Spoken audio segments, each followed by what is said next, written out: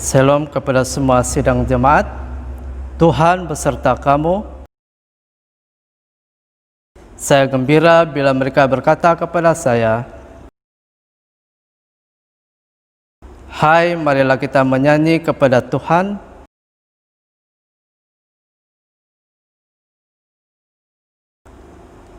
Allah itu roh. Kemuliaan pada Allah, Bapa, Anak, dan Roh Kudus.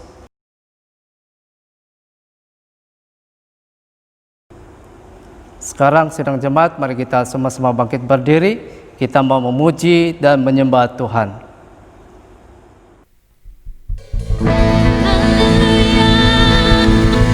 Terpujilah nama Yesus, kami naikkan pujian bagi Tuhan. Haleluya, haleluya. Mari kita naikkan pujian bagi Tuhan di tempat ini. Haleluya Yesus, haleluya.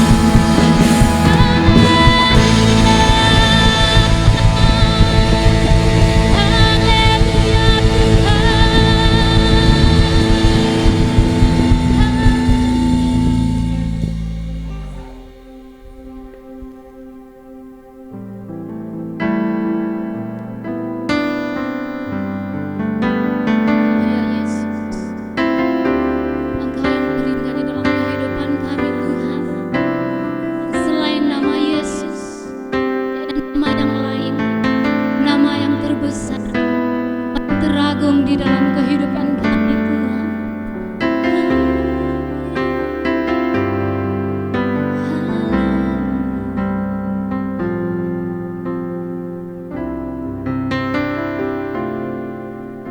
Selain Kau, tiada yang lain, hanya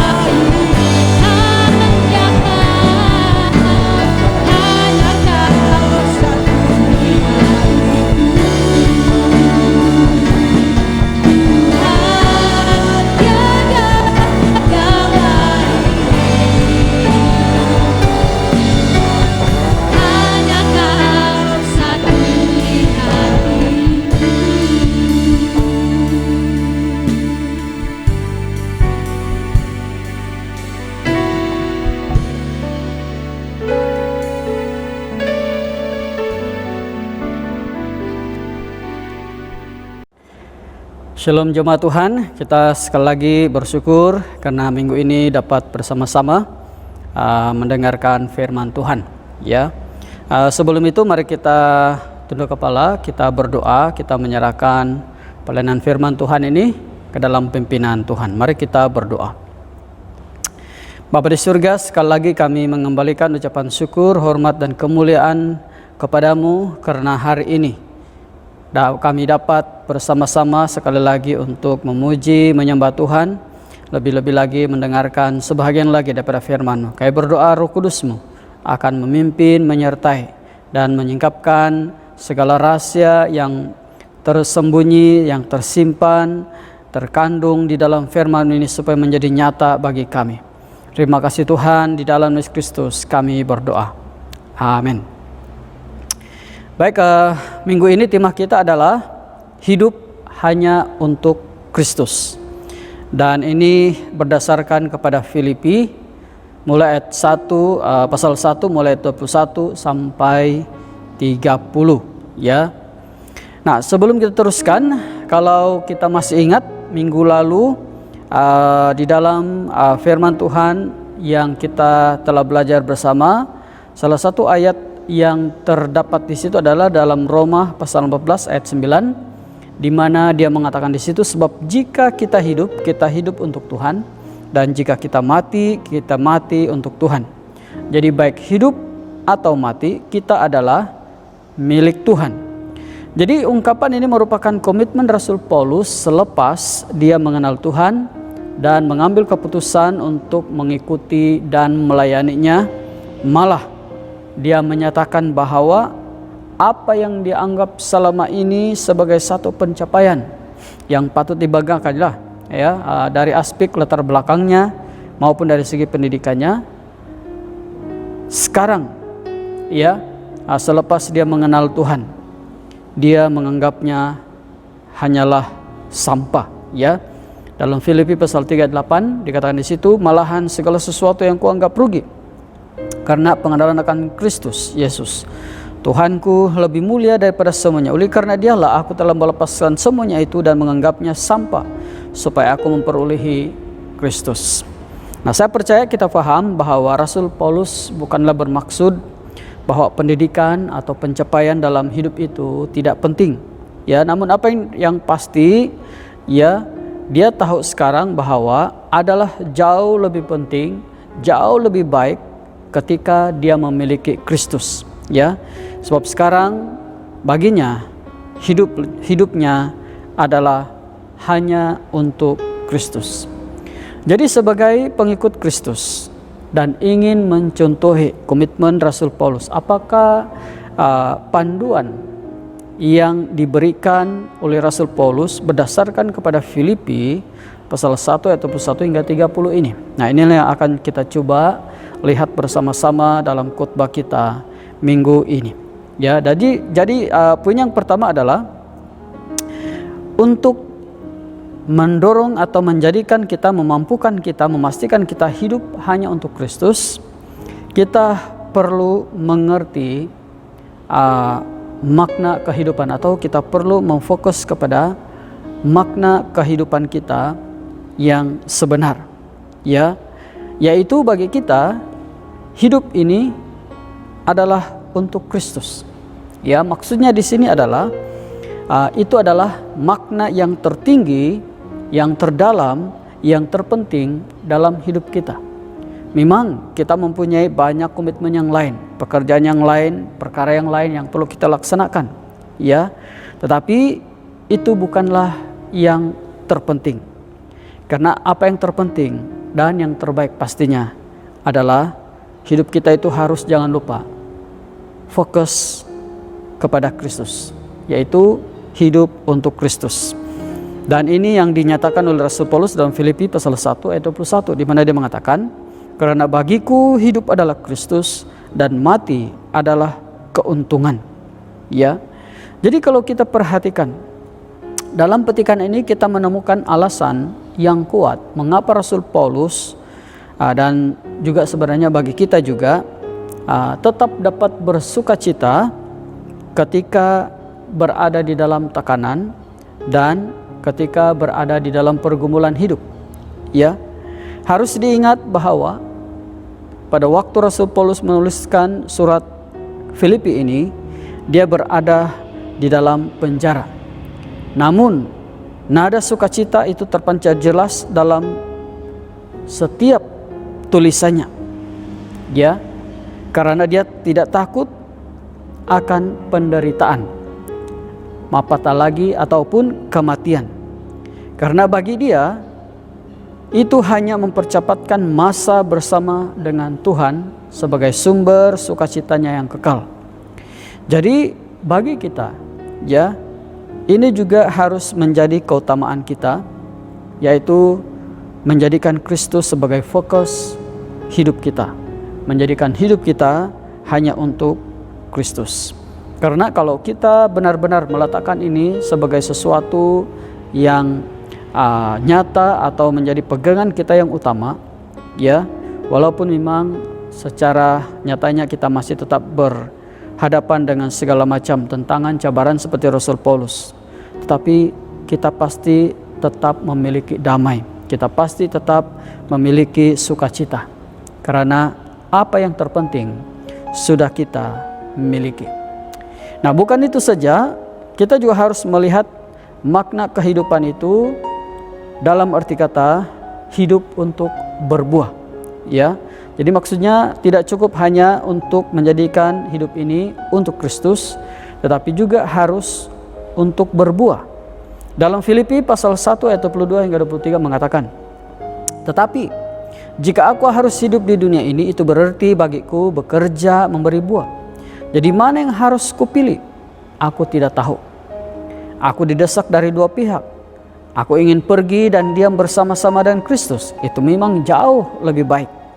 Tetapi lebih perlu untuk tinggal di dunia ini karena kamu." Nah, seperti yang kita tahu, slogan atau pegangan Rasul Paulus adalah hidupnya hanya untuk Kristus, dan malah kematian itu jauh lebih baik. Dia mengatakan malah itu adalah satu keuntungan. Kenapa? Sebab itu berarti dia akan bersama dengan Allah Bapa di surga, dan dia sudah terlepas dari segala macam kesakitan, kesengsaraan di dunia ini. Tetapi dia juga mempunyai satu pandangan di sini mengenai hidup, ya, di mana dia juga ingin hidup lebih lama, karena itu berarti dia dapat mengerjakan apa yang telah dia terima daripada Tuhan. Dalam arti kata yang lain, dia mau mengungsikan keselamatan Allah. Dia mau supaya lebih ramai orang, ya, dibawa kepada Kristus, dan tidak ada keinginan lain lagi selain daripada memberitakan Injil yang telah ditemukannya.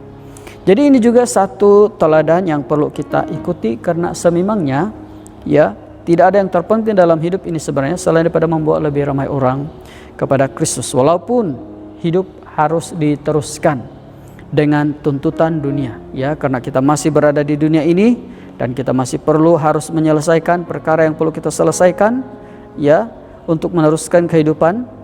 Tetapi kita harus jangan lupa tuntutan wajib kita sebagai pengikut Kristus, yaitu menunaikan atau melaksanakan amanat agungnya di dunia ini kepada lebih ramai orang atau seramai yang mungkin yang kita mampu. Nah, selain daripada itu, hidup hanya untuk Kristus ini juga berarti kita juga harus atau sepatutnya bermegah dalam Kristus.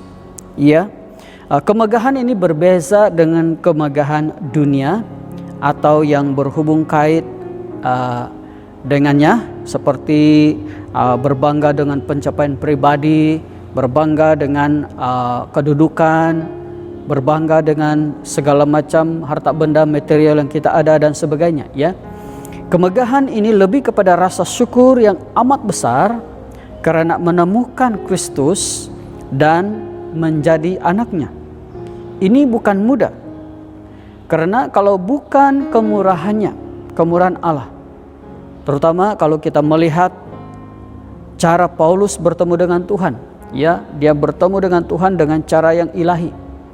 Sudah pasti dia adalah orang yang sangat bertuah, ya, kalaulah kita pakai bahasa manusia, ya, atau sangat beruntung karena mengalami perkara yang sedemikian.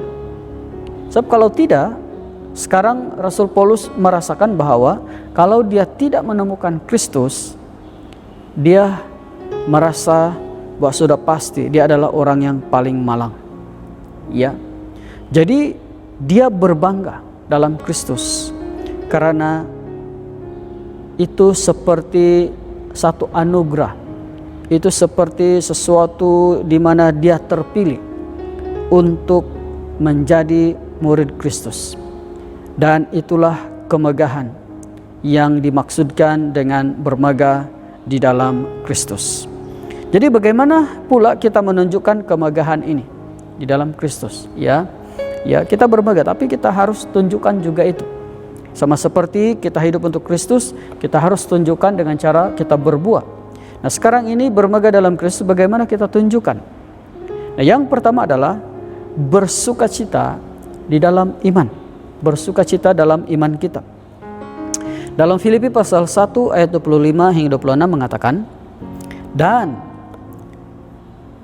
dalam keyakinan ini tahulah aku akan tinggal dan akan bersama-sama lagi dengan kamu sekalian, supaya kamu makin maju dan bersukacita dalam iman, sehingga kemegahanmu dalam Kristus Yesus makin bertambah karena aku, apabila aku kembali kepada kamu.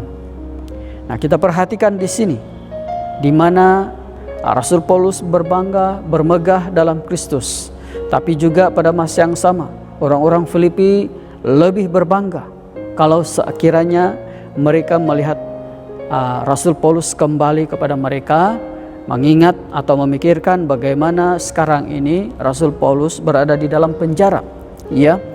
Karena dengan ini itu berarti mereka atau iman mereka kepada Tuhan telah dinyatakan melalui bagaimana Rasul Paulus, bagaimana Tuhan telah memimpin Rasul Paulus sehingga di dalam kesengsaraannya, penderitaannya, dia dapat kembali bertemu dengan jemaat di Filipi, ya. Dan kembali kepada makna bersukacita dalam iman ini, kita melihat bahwa iman itu adalah sesuatu yang kita percaya sebelumnya terjadi atau kita belum nampak, ya. Jemaat di Filipi percaya bahwa Tuhan menyertai Rasul Paulus dan sudah pasti tiba waktu dia akan dilepaskan dan kembali lagi ke Filipi, ya. Dan memang di kemudian hari benar ini berlaku karena memang akhirnya dia dilepaskan, ya. Tetapi apa yang lebih penting di sini adalah ini berarti bahwa bukanlah sesuatu yang kita boleh jadikan sumber iman ini, bukanlah sesuatu yang kita boleh jadikan sumber untuk bersukacita karena seperti dikatakan di sini, iman itu adalah sesuatu yang belum menjadi nyata. Tetapi kenapa Rasul Paulus mengatakan cara kita bermegah dalam Kristus adalah dengan menunjukkan kita bersukacita dalam iman?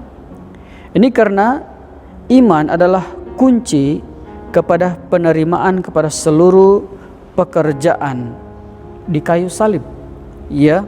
Jadi adalah sesuatu yang wajar untuk kita bersukacita dalam iman kita karena kita tahu apa yang ada di sebalik iman yang kita pegang, ya.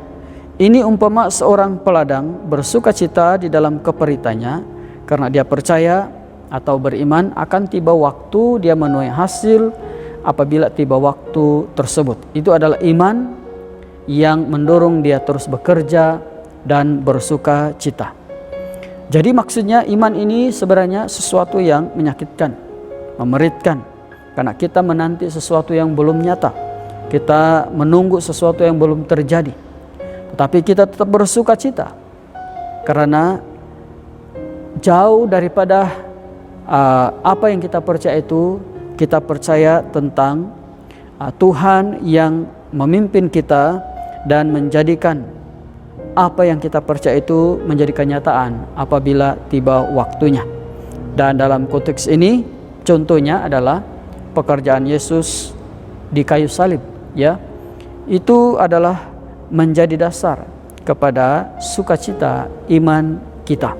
Selain daripada itu, bermegah dalam Kristus juga ditunjukkan melalui kita hidup berpadanan dengan Injil, ya. Dalam Filipi pasal 1 ayat 27 mengatakan, hanya hendaklah hidupmu berpadanan dengan Injil Kristus, supaya apabila aku datang aku melihat, dan apabila aku tidak datang aku mendengar, bahwa kamu teguh berdiri dalam satu roh, sehati sejiwa berjuang untuk iman yang timbul dari berita Injil, ya. Panggilan untuk terus menggemahkan Injil adalah sesuatu yang menjadi tanggung jawab atau kewajiban setiap orang percaya, ya. Jadi keselamatan yang akan kita beritakan kepada orang lain akan menjadi sesuatu kenyataan apabila tiba waktunya.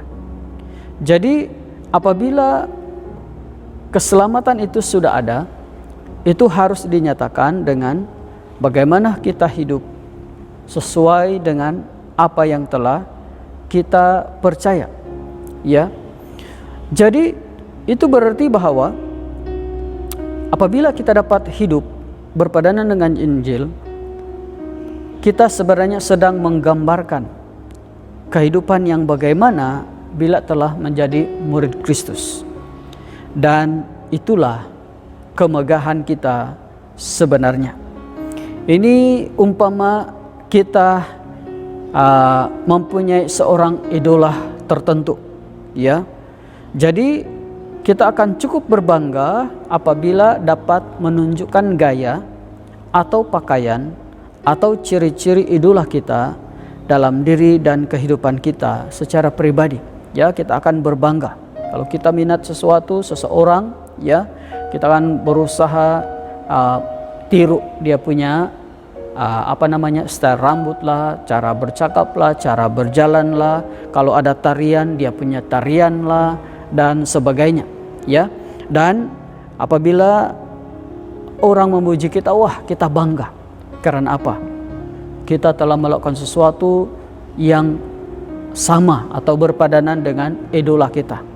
Jadi sama dengan ini. Dan Yesus lebih dari sekadar idola. Dia adalah Tuhan dan penyelamat kita.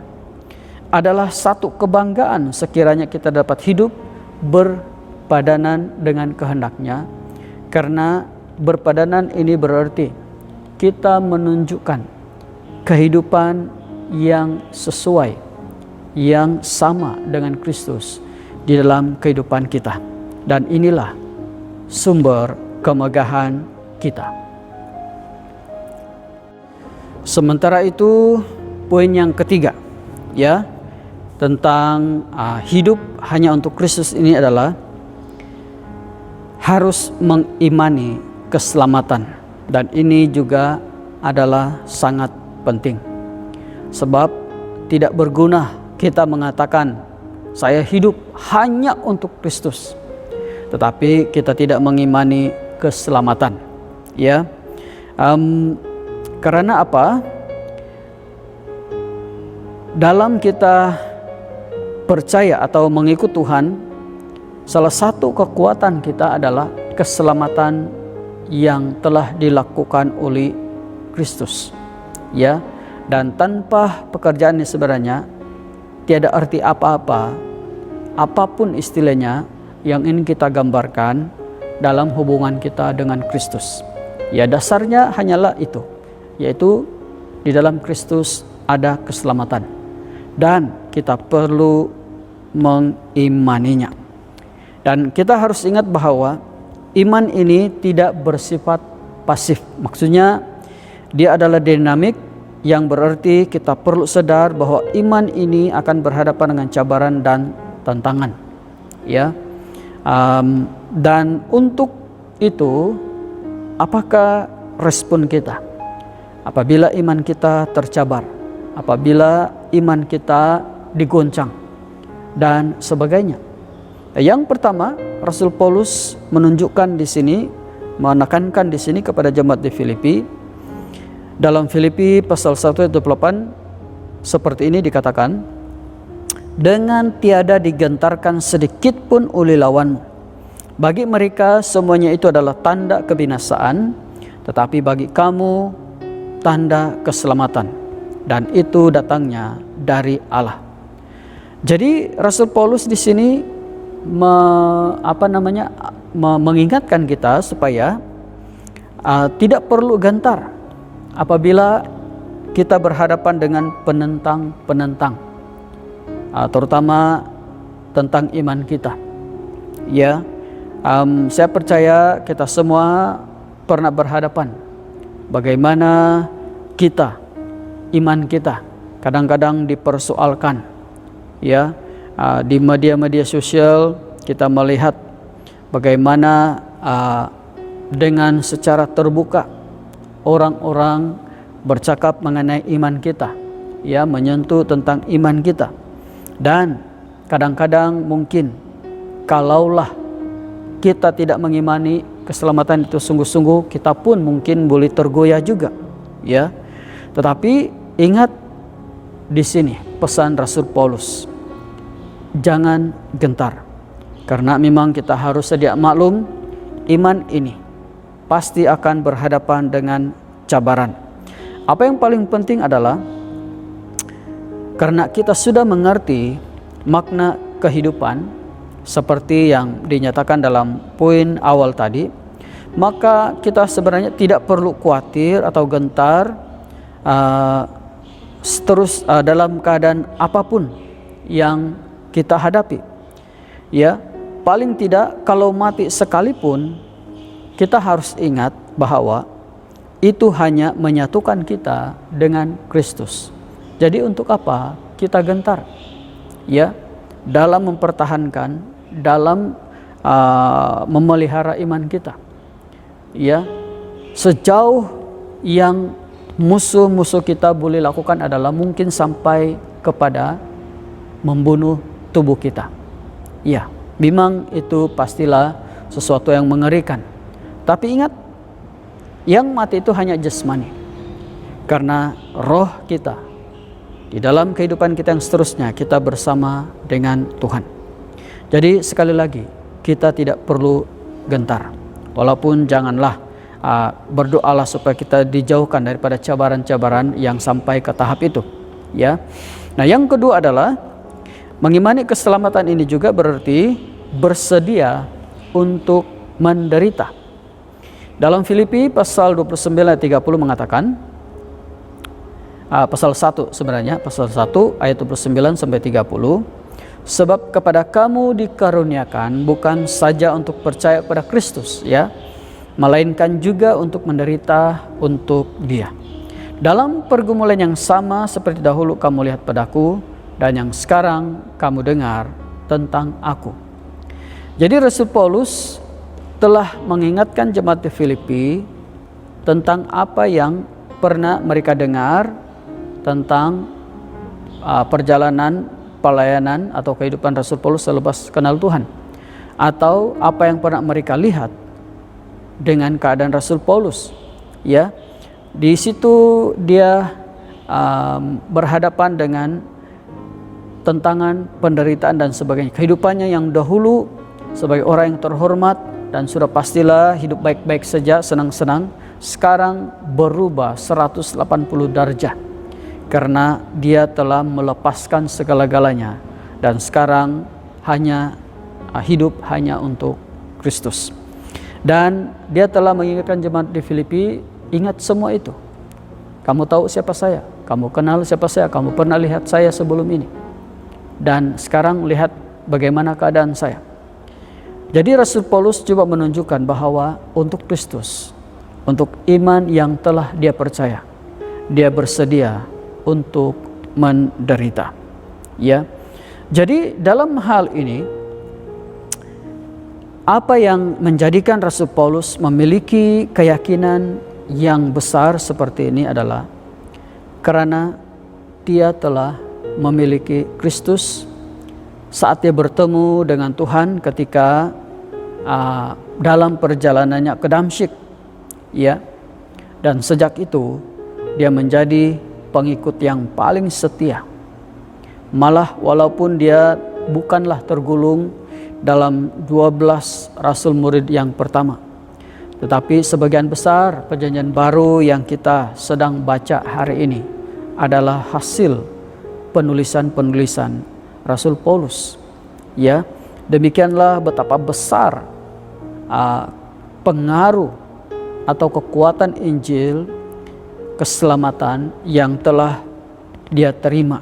Ya, jadi walaupun kita juga tahu bahwa Paulus akhirnya mengalami banyak penolakan dan juga dia disiksa, dipenjara, dan juga pernah diperhadapkan dengan binatang buas, belum lagi bahaya-bahaya perjalanannya, dipukul ribut dan sebagainya. Tetapi Rasul Paulus tidak pernah mundur, karena baginya, kembali lagi kepada dia punya slogan, hidup hanyalah untuk Kristus dan mati adalah untuk keuntungan. Jadi inilah maksudnya hidup hanya untuk Kristus. Kita harus mengerti makna kehidupan ini adalah bermakna hanya apabila kita benar-benar bermakna hanya apabila kita memiliki Kristus. Dan selain daripada itu, kita harus sepatutnya bermegah di dalam Kristus, karena ini bukanlah sesuatu yang kita boleh usahakan. Semuanya hanyalah karena anugerah Tuhan. Dan kekuatan daripada semuanya ini adalah dengan mengimani asas kepada kepercayaan kita kepada Kristus, yaitu keselamatan yang Dia telah berikan kepada kita. Nah, dalam sebagai kesimpulan dalam ayat 21 itu sebenarnya bila dikatakan karena bagiku hidup adalah Kristus dan mati adalah keuntungan, maksudnya di situ adalah dia meneruskan atau melanjutkan perjalanannya, ya. Dan ini adalah sesuatu yang mana mengingatkan kita tentang apa yang harus sepatutnya kita lakukan di dalam hidup kita bersama dengan Tuhan. Kita harus melanjutkan perjalanan kita, meneruskan perjalanan kita bersama dengan Kristus.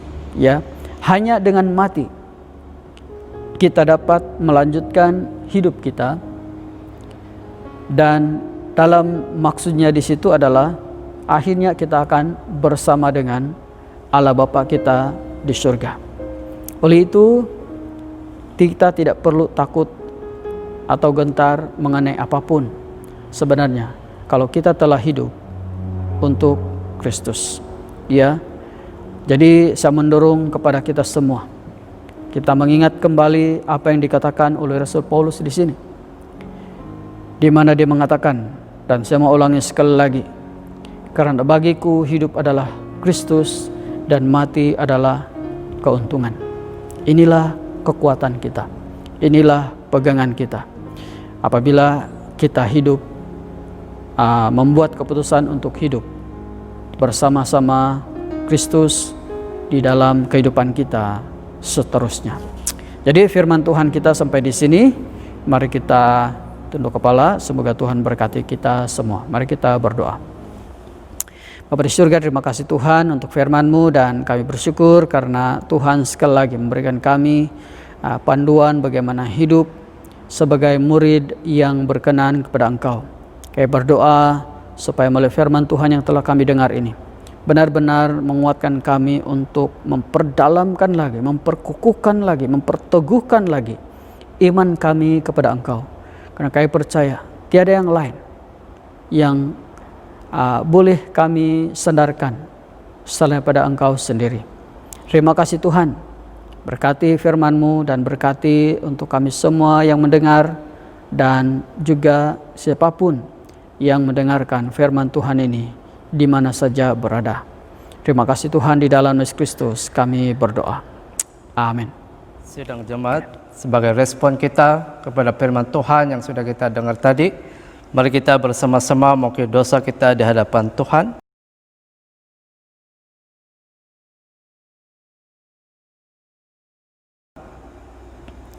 Allah yang penuh belas kasihan, Bapa kami di sorga, pencipta kami dan hakim kami telah berdosa terhadap Engkau dan terhadap semua manusia, baik dalam pikiran, perkataan, dan perbuatan, melalui kelalaian, kelemahan, dan kesalahan yang disengajakan. Kami sekarang bertobat dan benar-benar menyesal sebab kesalahan kami. Bapa, ampunilah kami demi anak-Mu Yesus Kristus yang telah mati untuk kami. Kuatkanlah kami supaya dapat mengasihi dan mentaati-Mu dalam kehidupan yang baru, melalui Yesus Kristus Tuhan kami. Amin.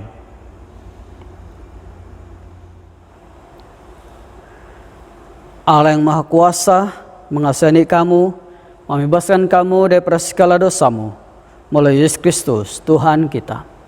Dia meneguhkan dan menguatkan kamu untuk pelayannya dan kuasa Roh Kudus dan melihara kamu dalam kehidupan yang kekal.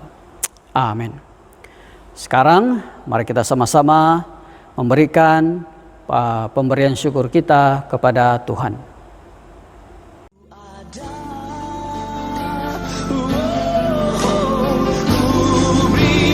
Yang terbaik bagimu, ku relakan segalanya. Yang terbaik bagimu, senang hatiku dan segenap jiwaku.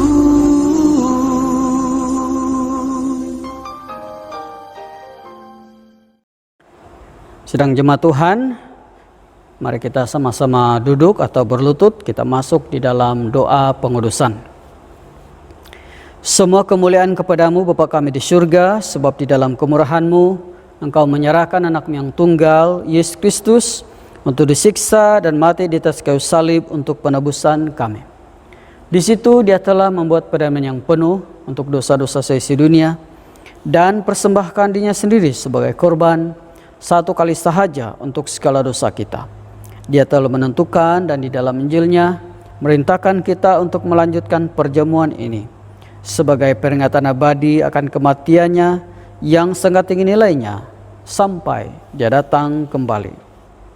Dengarlah kami yang meminta dengan rendah hati, ya Bapa yang berkasihan, dan kurniakanlah supaya melalui kuasa Roh Kudus kami yang menerima kurnia-kurnia ini, roti dan air anggur, menurut peraturan anak-Mu Yesus Kristus penyelamat kami, sebagai peringatan akan sengsara dan kematiannya, akan berbahagian dalam tubuh dan darahnya yang sangat berharga itu.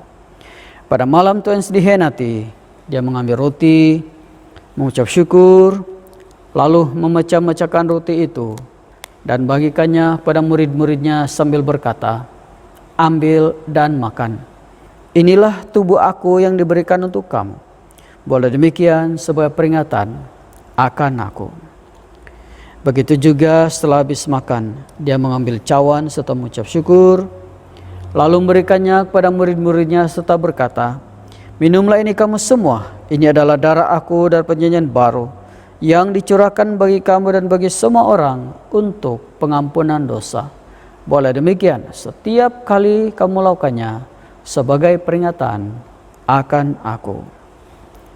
Bersama kita, Kristus telah mati, Kristus telah bangkit, Kristus akan datang lagi. kita membacakan ruti ini untuk bahagian dalam tubuh Kristus.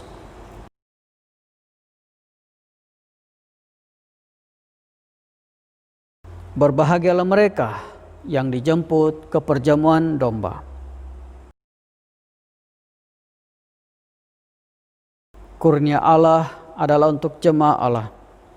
Dekatilah dengan iman dan dengan rendah hati. Terimalah roti dan air anggur ini sebagai peringatan baptismati untuk kamu, serta menerima di dalam hatimu dengan iman dan ucapan syukur. Amin.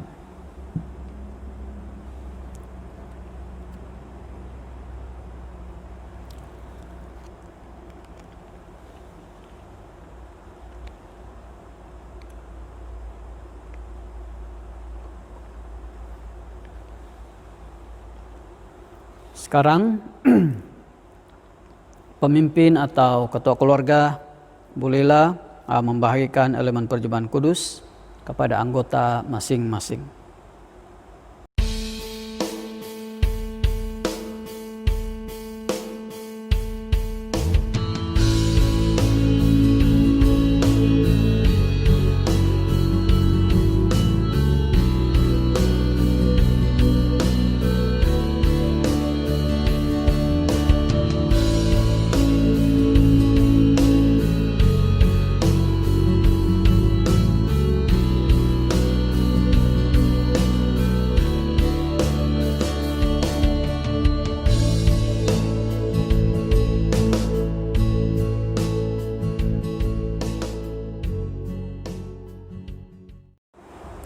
Sedang jemaat Tuhan, marilah kita berdoa seperti yang diajar oleh penyelamat kita.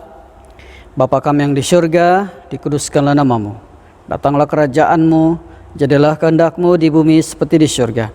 Berikanlah kami pada hari ini makanan kami sehari-hari. Ampunilah kami akan dosa-dosa kami, seperti kami juga mengampuni orang yang bersalah kepada kami. Janganlah membawa kami ke dalam pencobaan, tapi lepaskanlah kami dari yang jahat. Karena Engkaulah punya kerajaan, kuasa dan kemuliaan sekarang dan selama-lamanya. Amin. Sekarang buka hati kita untuk menerima berkat daripada Tuhan. Sentosa Allah yang melebihi pengertian manusia, meliharakan hati dan jiwa kamu di dalam pengetahuan dan kasih Allah dan anaknya, Yesus Kristus Tuhan kita. Dan berkat Allah berkuasa, Bapa, Anak dan Roh Kudus, beserta dengan kamu dan tinggal serta dengan kamu dari sekarang sampai selama-lamanya. Amin. Pergilah dengan damai sejahtera dan layanilah Tuhan. Amin. Mari kita sama-sama berdiri, kita memuji, menaikkan pujian syukur kita kepada Tuhan.